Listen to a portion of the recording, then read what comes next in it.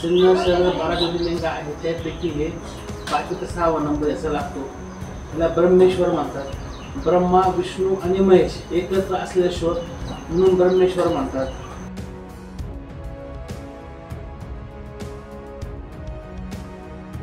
मंदिर आहे ना, मंदिरात तीन पिंड आहे आणि त्या तीन कोरलेल्या अक्षरामध्ये आहे. ब्रह्मा म्हणजे 3 देवांचे नाव त्याला काढलेले आहे.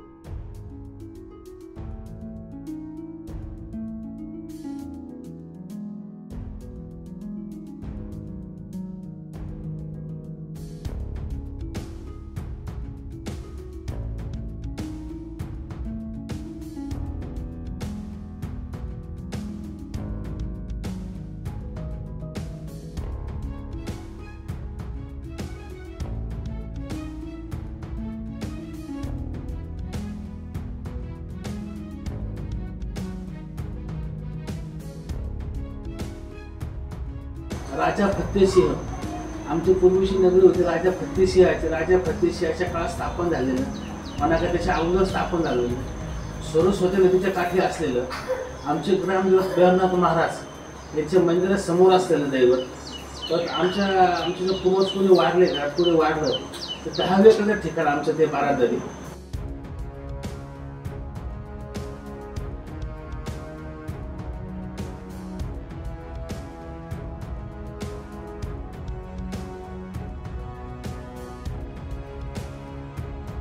राजा फत्तेसिंहाच्या 3 बाजूला आहे, एक 3 तोंडी आहे, एक साधी वार आहे, अशा 3 बार वाचल्या ठिकाण.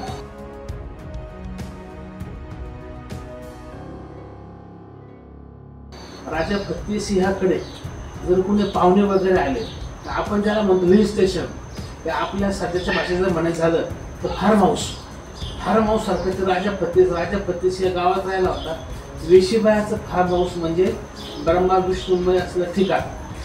हिल स्टेशन राजा फत्तेसिंहाचं होतं, ब्रह्मा विष्णुमय. सध्या तिथे तुम्ही आजपर्यंत सत्यनारायणचं मंदिर कुठं बघितलेलं नाही, पण तिथं सत्यनारायणचं मंदिर आहे.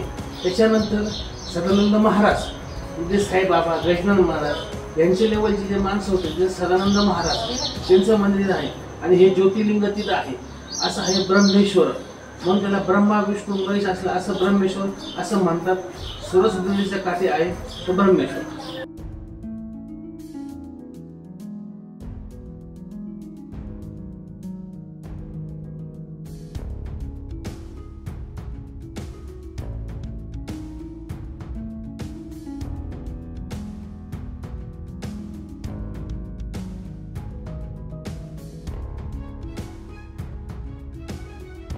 आता हे जे आहे ना, हे 3 शोरवर ठेवलेले 3 त्या काळात. आता दुसरा नगर तिसरा पिंड बसलेली आहे. आता हा जो काळ आहे जवळजवळ 700 ते 1000 वर्षापूर्वीचा काळ आहे.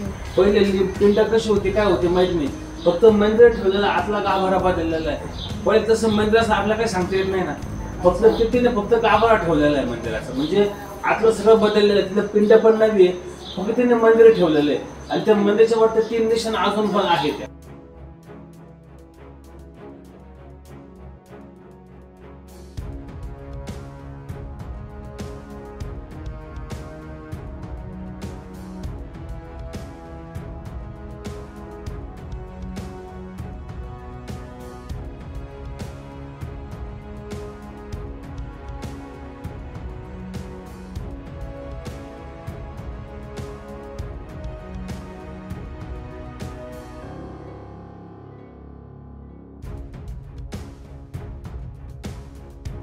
पूर्वज कोणी वाढले पुढे वाढलं तर 10वेकडे ठिकाण आमचं ते बारादरी.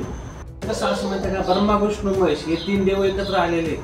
आपल्याला कसं म्हणतात सर लोक 1 2 3 पळ आपल्या गती मिळण्यासाठी, म्हणून ब्रह्मा विष्णू महेश पण दत्तच स्थान म्हणून तिथे हे असे दावे म्हणा का आपलं कर्म असं आपण ते करतो. आणि शंकर देवस्थान आहे म्हणून आपण तिथं करतो. आणि मेन म्हणजे तिथं पाण्याची व्यवस्था आहे, सरस्वती नदी तिथं आमची वाहती म्हणून तिथं आपण हे कर्म करतो.